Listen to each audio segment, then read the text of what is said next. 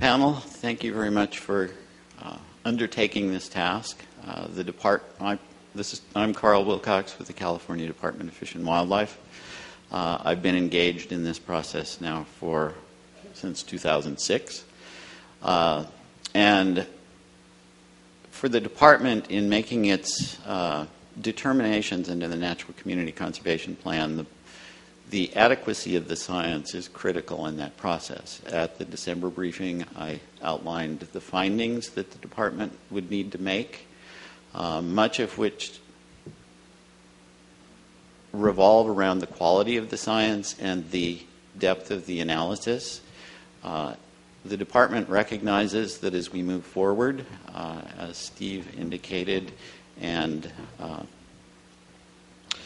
that there is a high degree of uncertainty, even though that we have a very well-studied estuary, and that complexity makes it very difficult to make any kind of definitive determinations. And that's the struggle that the ICF team has had to deal with in conducting the effects analysis.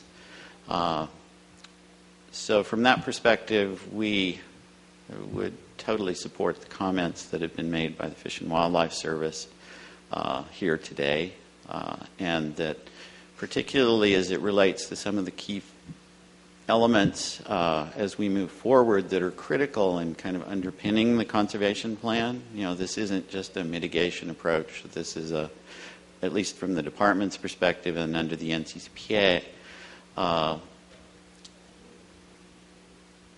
a community conservation plan. So its focus is to achieve conservation of the species that are covered under the plan through the conservation or recovery of the ecosystem to support them. And that includes, in this case, 22 plus measures, one of which is flow, which most people focus on, but are a number of other activities, and how those integrate is critical to our ultimate decision making. And the relationships of those to one another is where much of the uncertainty lies in this regarding the science. So we look to you for your evaluation of how the analysis has been conducted, recognizing that the tools are not necessarily perfect, and that to some degree we have to make the best judgments possible. We also look to you for input on how we move forward in potentially implementing the plan through the adaptive management process and closing those uncertainties, as Mike indicated, so that we can implement a more durable and ultimately successful plan.